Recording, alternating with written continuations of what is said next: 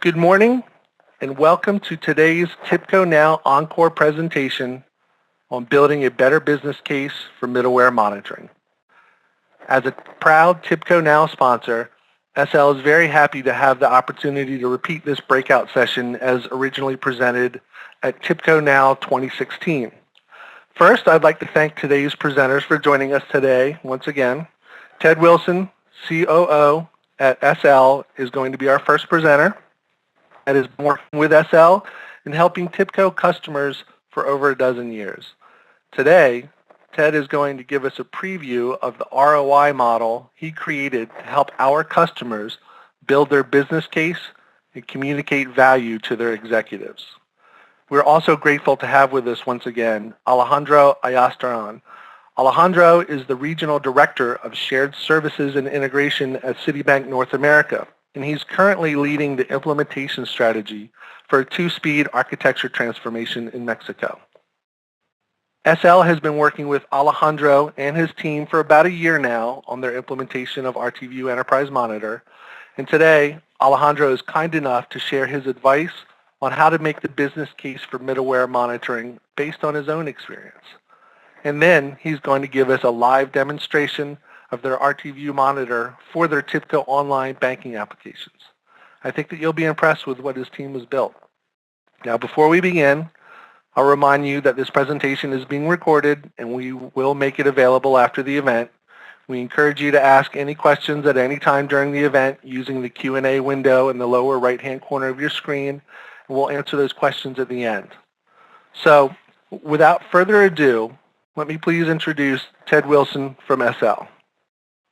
Thank you, David, and thank you to everyone for your time today. When we worked with Citi team last year, we had a good opportunity to work on building a business case in parallel with the technical evaluation of our product, RTView Enterprise Monitor. I'm going to walk through how we basically pulled a successful business case together and then turn it over to Alejandro, who will share some of his experiences around the business case development and then provide everyone with a demo of the monitoring system. So how many of you have noticed that it's getting harder and harder to get IT purchases approved lately? Well, you're not alone, and it's not just around monitoring purchases. Today, we're specifically talking about monitoring, but a lot of what you'll learn today is applicable to many IT purchases. Obtaining funding for monitoring is often a challenge, and we often hear comments such as, "Isn't monitoring included for free with the admin tools?" Or, "Don't we already have a corporate monitoring standard?" Or, "It's not in the budget this year." We often find that the people we work with on the monitoring side haven't had experience building business cases. So there are a number of reasons that funding can be a challenging exercise. But the right consolidated monitoring tool will provide a lot of benefits. Support teams require tools that are designed specifically for them, not a more general and standardized operations-focused systems monitoring or APM tool. These first two categories here, where we focus on our business case justification, reducing severity 1 and severity 2 incidents and faster MTTR, or mean time to repair, these are where we usually focus our business case because these other benefit areas tend to be softer benefits. While they do represent real value, they're tougher to quantify, so we usually leave them out of the financial analysis. We all know that conference calls and war room conference calls in particular can be a huge time sink. And we have one large bank who told us they sometimes have up to 30 people on these conference calls and they last for hours. One bank we know of told us about a conference call that lasted more than 25 hours last year. So if monitoring will reduce the number of these kinds of calls, for sure it will, but since you're not saving on payroll costs, it's just a big productivity gain, but it's not a quantifiable cost savings. Better use of IT resources is a big one, as are benefits to the brand, but harder to quantify. What's the value to the brand and how can you quantify it? Well, my daughter and her family friend were caught up in a big airline outage that happened over this last weekend. They got stranded in Oakland when the Southwest.com website and a lot of supporting applications, such as the airport scanning systems, were down. And it went on for days. Our friend finally had to drive down to Southern California, didn't get in until 3 in the morning. Now, it's hard to quantify the cost of Southwest on the brand side of it. What's the brand impact? But the brand probably did take a hit across the customer base. So there are a lot of benefits to monitoring, yet middleware teams still struggle to get IT purchases approved. Why is that? Well, a recent study published in the Harvard Business Review explains that one of the trends in IT purchasing is that decisions are made less by a single decision maker and increasingly by teams. The average technology purchase decision is now made by a team of 5 or 6 people. And the more people that are involved, the more difficult it is to get the purchase approved, resulting in now only 31% of IT purchases are actually approved. And of those 5 or 6 people on the approval team, they're not necessarily in IT, and they don't necessarily feel your pain in the same way that you do, like spending hours in a war room or on a conference call or digging through log files trying to find the source of a problem. These people, whether they're CIOs, CTOs, purchasing, legal, or line of business, they're going to need a strong business case to see the value of what you're proposing. So you better have a strong business case. A number of things go into building an effective business case, and we'll cover these different dimensions in this session. But I'm going to start with a financial model, and we'll move from there. The first thing you need to do is some homework and data gathering so you can actually build out the model. It's critical to involve the business users at this stage because you want to get their buy-in and their support for the project because it's going to be just critical to making the project happen. You need to be able to quantify your incident volume, your severity 1 and severity 2 incidents, and your mean time to repair or resolution, MTTR. Generally, the way that SEV1 or Severity 1 incident is defined is that a mission-critical application or service is down. Severity 2 is defined as an application or service that is impaired. Now, you might be able to access this data directly from your trouble ticketing system if you're using ServiceNow or Remedy or a system like that. So you probably have a trouble ticket systems admin that you can talk to about getting that data. However you get it, you want to make sure that you get consensus agreement with the business on those numbers. The other piece is getting an estimate of the cost of an outage. Now, this tends to be a little trickier. This is usually going to be the loss of revenue for a revenue-generating service or application, but it could also be other quantifiable costs, such as service-level agreement violations. This information is usually provided by the owner of a business service. And again, you want to use very conservative numbers because you need buy-in and consensus with the business. Now, if you don't have hard numbers that you can use, there are a number of published studies on this which can also be helpful. We've listed some out in one of the spreadsheet worksheets which are available, but the ranges generally fall between $100,000 and $300,000 per hour, but it can be a lot higher. A recent study by IDC in 2014 reports the average cost of a critical application failure for a Fortune 1000 company as being between $500,000 and $1 million an hour. And it can be much higher than that even. A Gartner DataQuest study published a few years ago documented up to $2.5 million per hour cost for a credit card authorization service outage and up to $6.5 million for an hour for a brokerage operation. So you want to find out what the number is, be as conservative as you can, and as you'll see in the model in a moment, some of the numbers we use are very conservative. Let's take a look at the screens from the model. So at its simplest, we're looking to quantify lost revenue due to system outages and impairment. We're using an Excel spreadsheet that was developed over the past year and a half working with several customers, and we're happy to make this available, make this tool available to our clients and to provide any assistance in using it. Now for this quick walkthrough, we're using generic input data. I want to emphasize that this is not Citi's actual incident and cost information. It's just model simulated information. The spreadsheet contains a number of different tabs for different worksheets for being able to enter your total costs, the incident information that you've gathered, the benefits and summary tabs. But the output of this is what you see here, which is going to be an ROI calculation and a payback period based on your input values within the linked spreadsheet.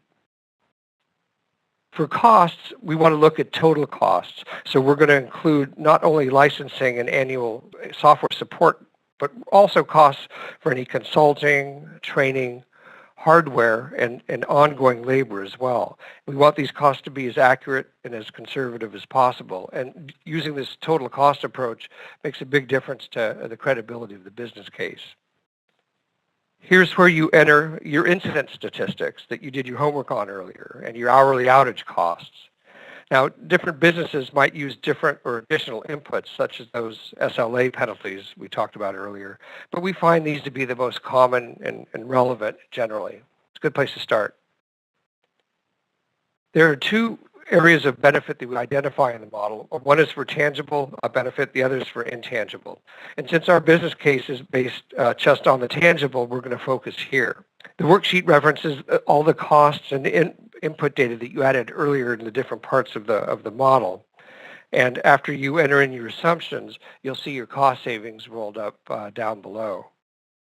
For outage avoidance, we're going to see a typical range of improvement that runs 25 to 50% based on our experience and our customers' experience. Generally, though, in an exercise such as this, we'll take a very conservative estimate.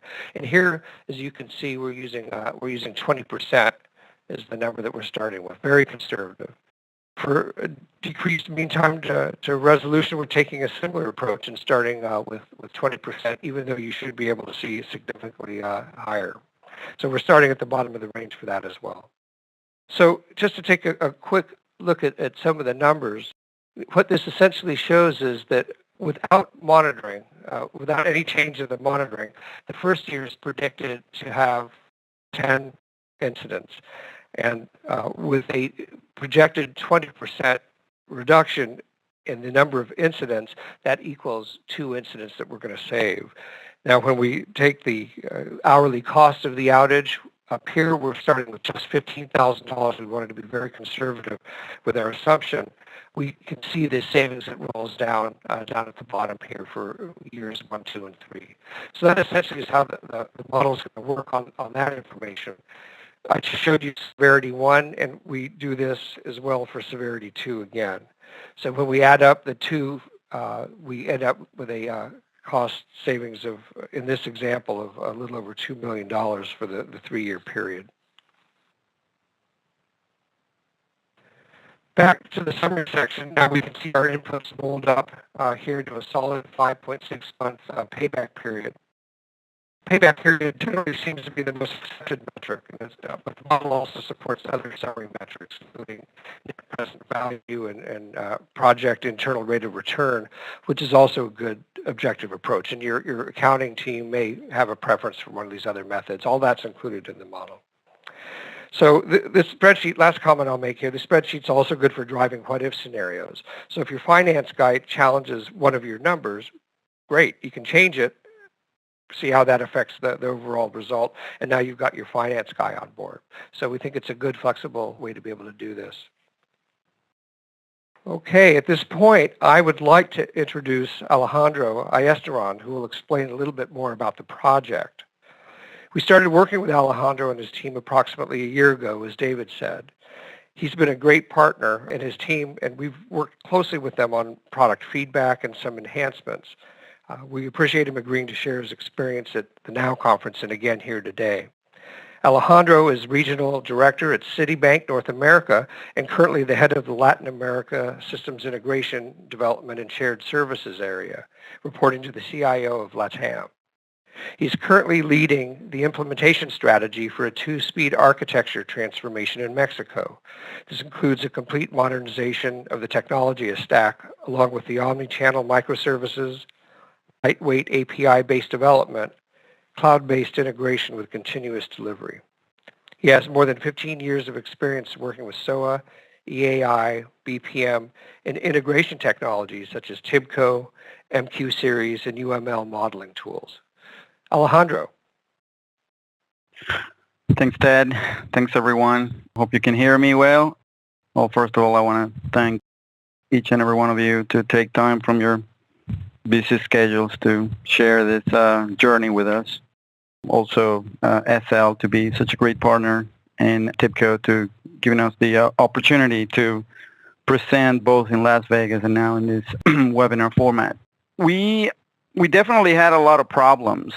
It was pretty hard and pretty painful to see us in these calls, and when Ted was mentioning 30, well, 30 people in a call is one of our, low severity calls. I mean, we used to have 115 people on a call and things like that. So as you can imagine, I mean, the synchronization and kind of the collaboration between so many people, so many teams distributed perhaps in 4 or 5 different time zones, it's extremely complex, speaking 3 different languages and whatnot. So unless you could really share information, it's pretty hard for us to resolve anything. So that was one of our main problems. How could you share a constant or consistent set of information among everybody, right?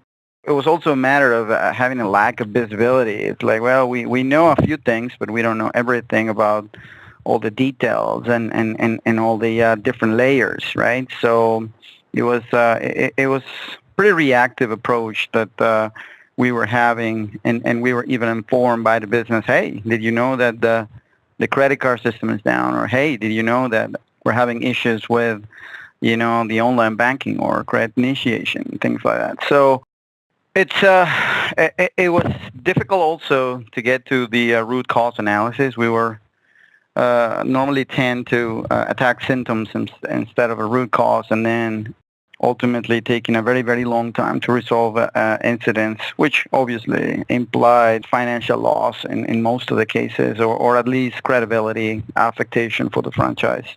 And I think one of the most important topics here is that we created these large dependencies on the subject matter experts and on the L3 support, which are the teams more expensive to be included in these long calls. So it's like you could have 115 people on the call, but unless you have 5 or 6, which were the subject matter experts on level 3 support, nothing got resolved. So it's like we were definitely not being effective at all. So moving on, we needed visibility and context, which means, let me know the end-to-end. So if we're talking about the application for online banking, well, I want to know all the layers. I want to know how they interact with each other. I want to know what are the touch points and what are the things that needs to be monitored and seen in such a way that we have context in terms of service and not necessarily technical applications.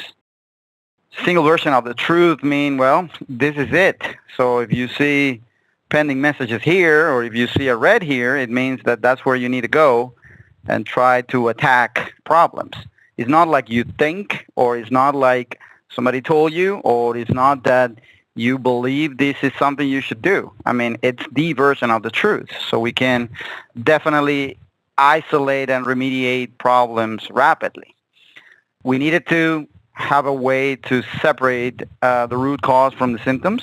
As I explained earlier, if you attacked and spend a couple of hours trying to mitigate something that it's not really going to resolve the problem, you might have it again pretty soon, or you might even get it worse. So it was very, very important for us to determine what was the real cause causing these incidents. And then, and the interruption avoidance is basically, you fix the issue, but what is the risk of reoccurrence? How many times do we need to have these problems until it's really resolved, right? And we need to have a single point where this expertise about the systems was somehow encapsulated or somehow really put together, right? Moving on. What did we do? Well, we start with the concept of selling the idea, and the point here is everybody has monitoring tools. I mean, everybody has not only one. I mean, everybody has a lot of monitoring tools like Wiley and whatnot that goes and introspect the servers and see the memory and even go and check for leaks and stuff like that. But that's not exactly what we wanted. We wanted a different kind of monitoring, a different level of monitoring, that the one that bridges the gap between the business and the technology, right? So we needed a proof of concept that was short enough but also strong enough to prove this idea that this was truly adding value. So we select what we call this low-hanging fruit, which was a simple enough case, but also meaningful enough to really prove that after applying this technology and this new method of monitoring, we could introduce not only reduction of NTTR, but reduction in the expenses or even savings for the financial loss.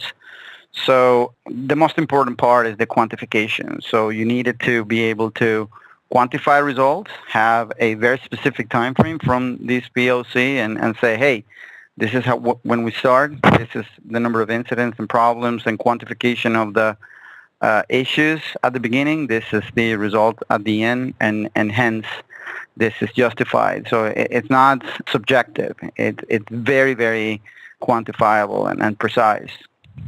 And then you're not going to be popular. I mean, it's like you're going to be showing a lot of the dirty points and a lot of the pain points that you have, and sometimes people's not going to be happy with it, and you're going to get things like, what do I need another monitoring tool for? I mean, we already have like 4. Well, you do have 4, but with those 4, you're not doing what you need to do in terms of monitoring the end-to-end sanity of a business process, and that's what we're doing here. So instead of fighting or picking a fight with somebody, you need to include those people that have different views since the very beginning and include their feedback. So instead of being the detractor, they become really sell points for you after they see the realities and after they see the difference, right? Because nobody wants to be in these long calls, and I can assure you, nobody, even these detractors, can really change the fact that nobody wants to be on these incident calls, right?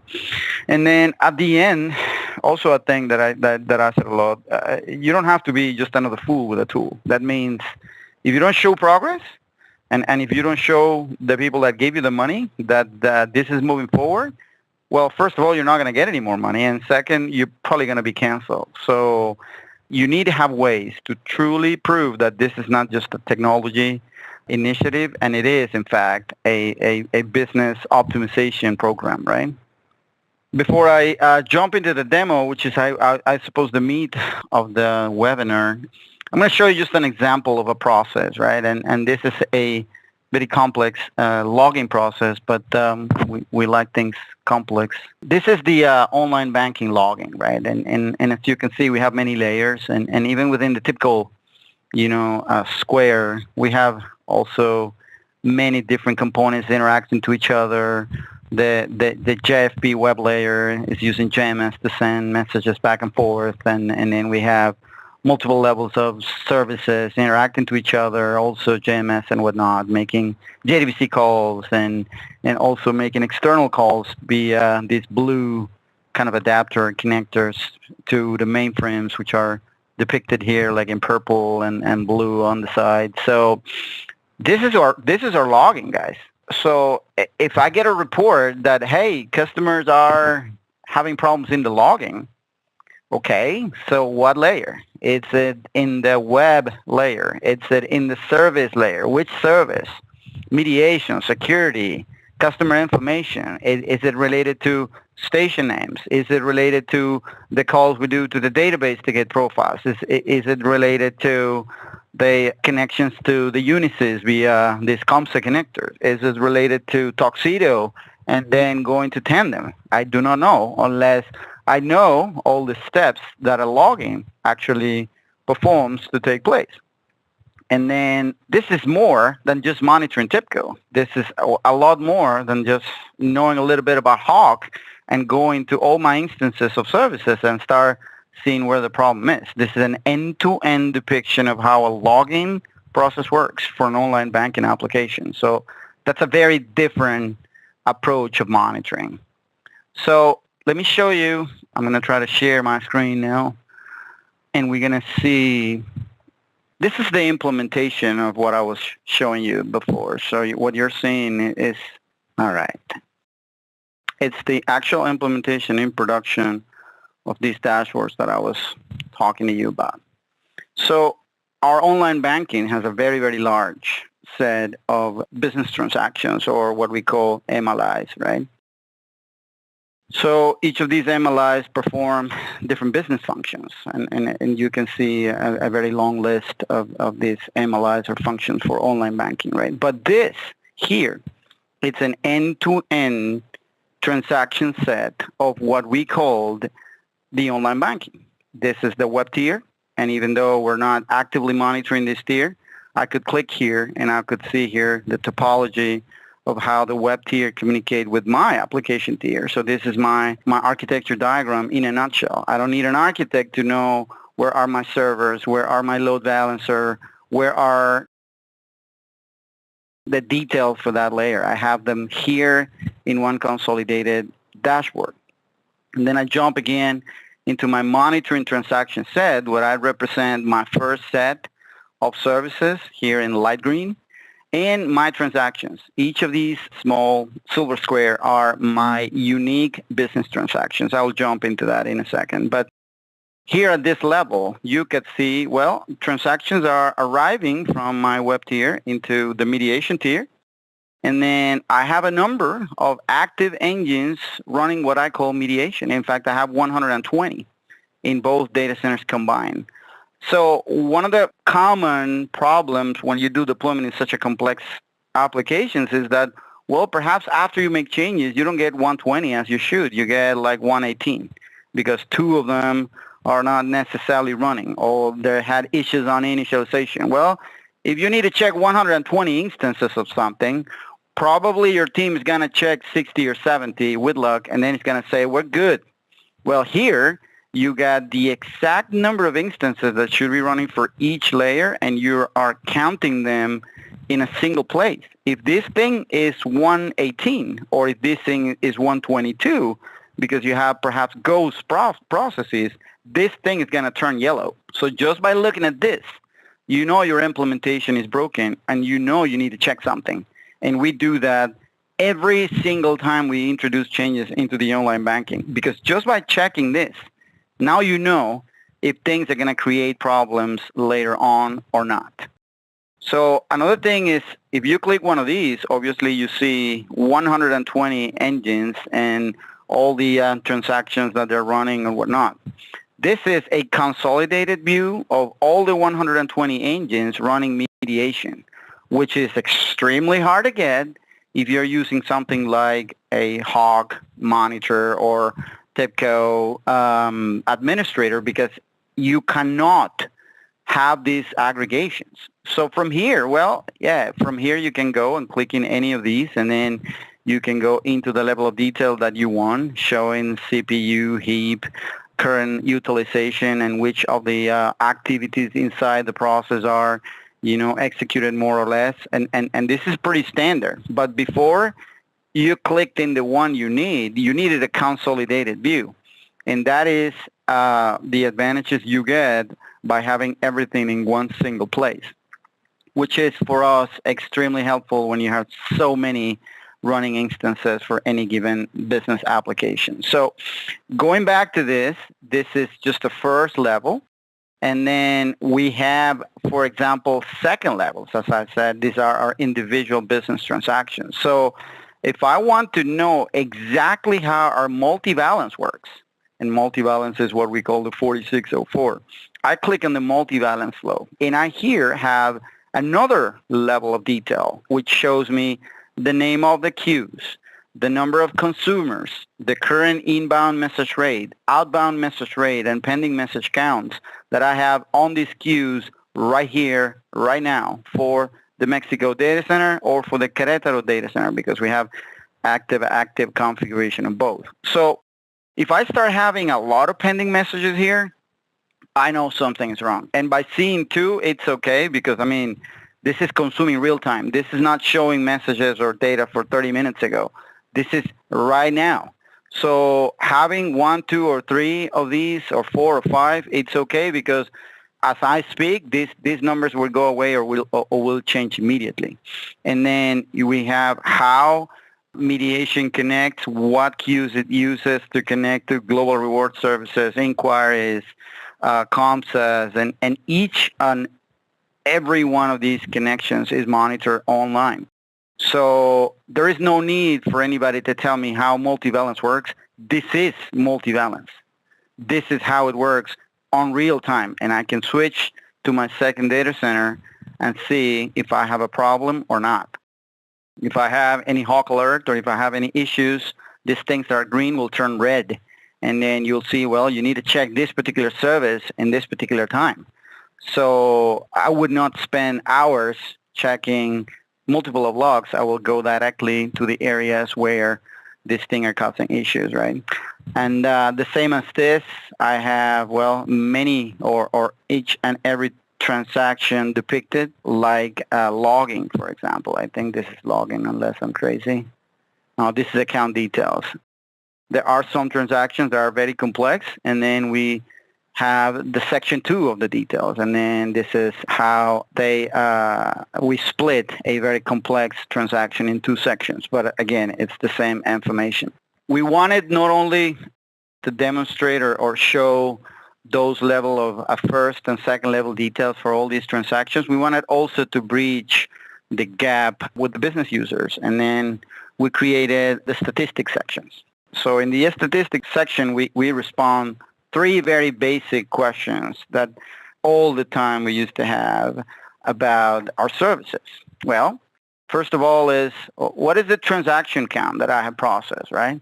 Okay, so I can tell you the sending in total, what is my transaction count over the last 4 hours in all my data centers for each of my MLIs and each of my transaction types. So account movement and account details and multivalence and login and customer information and request to the database profile and customer logout are my top 6 transactions. No wonder, right?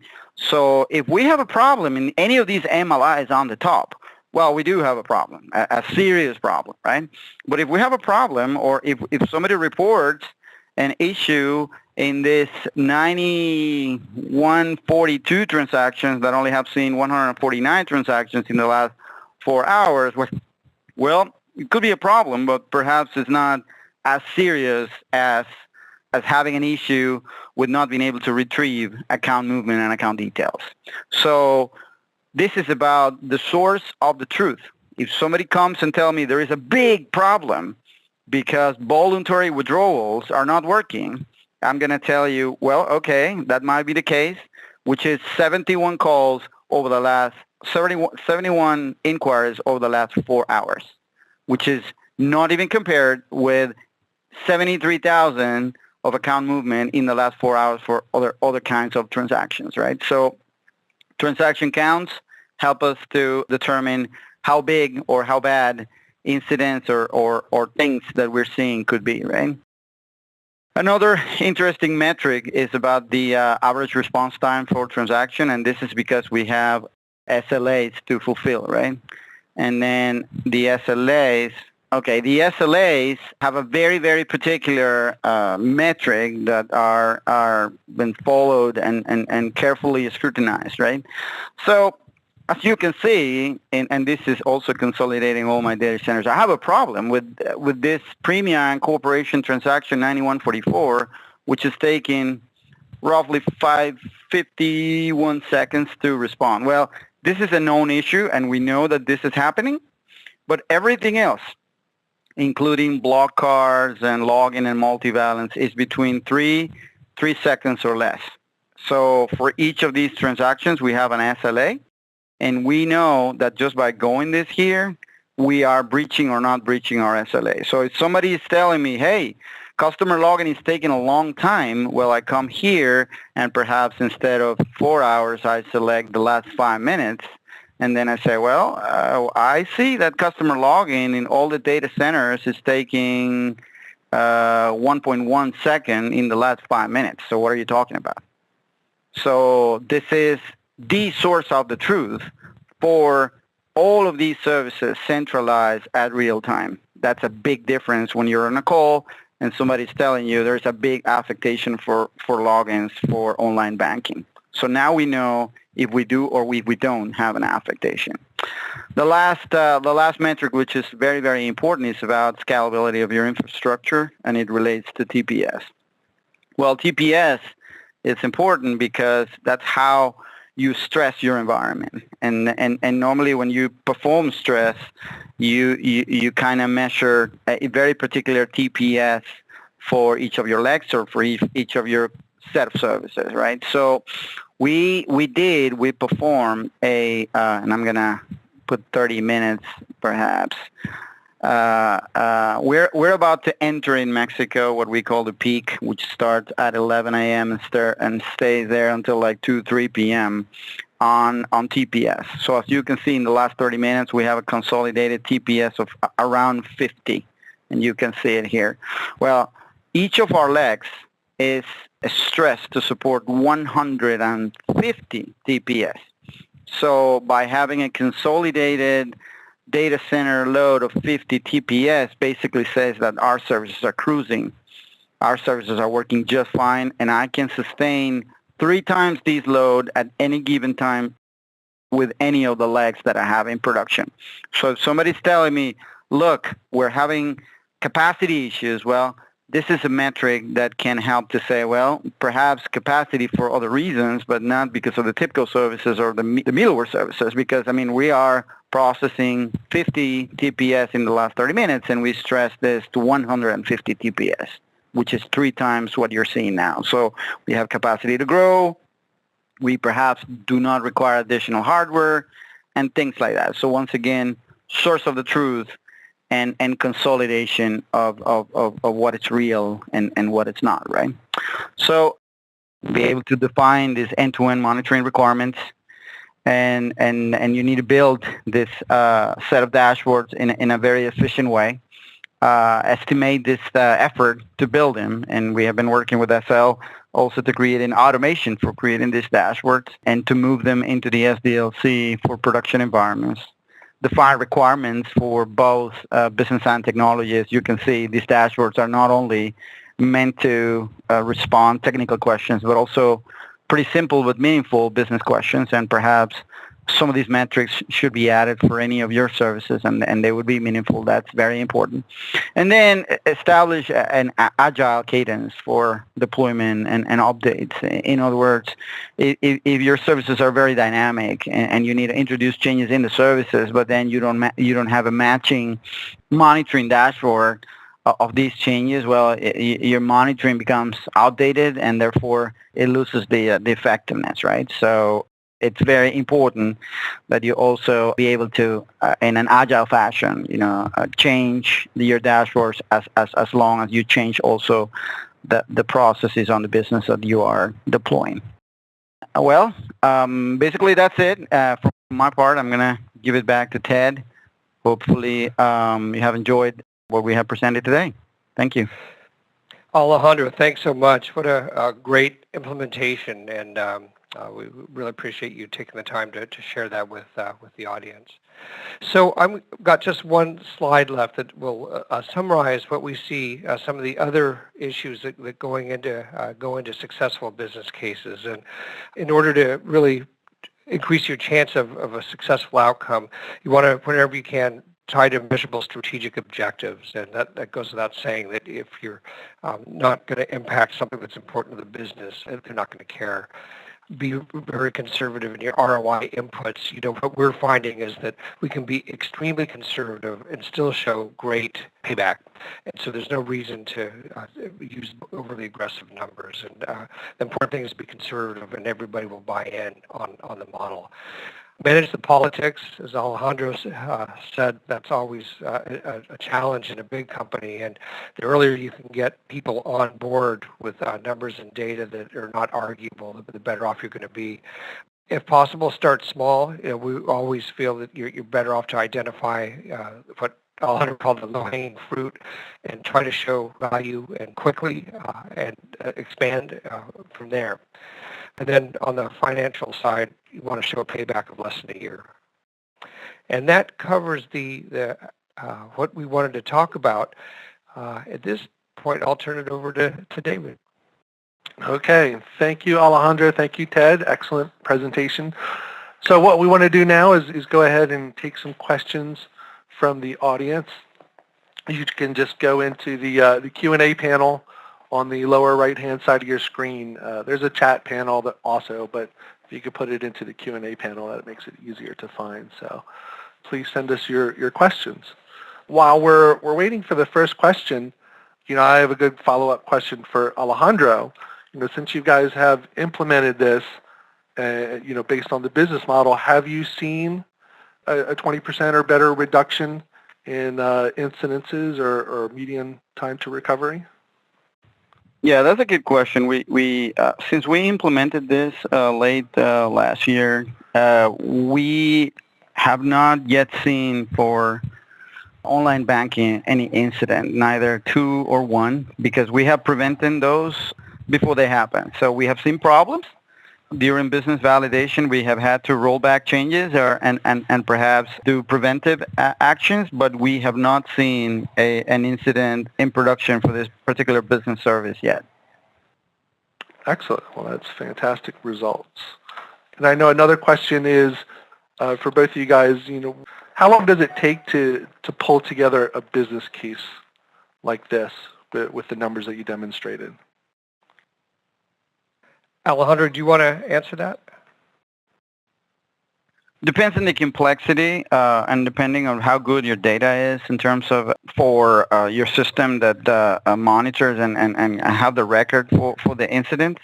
But I would say it wouldn't take more than 3 months for you to build the entire business case from end to end, and perhaps that's even a long time. I mean, if you have your data, it should be fairly quickly.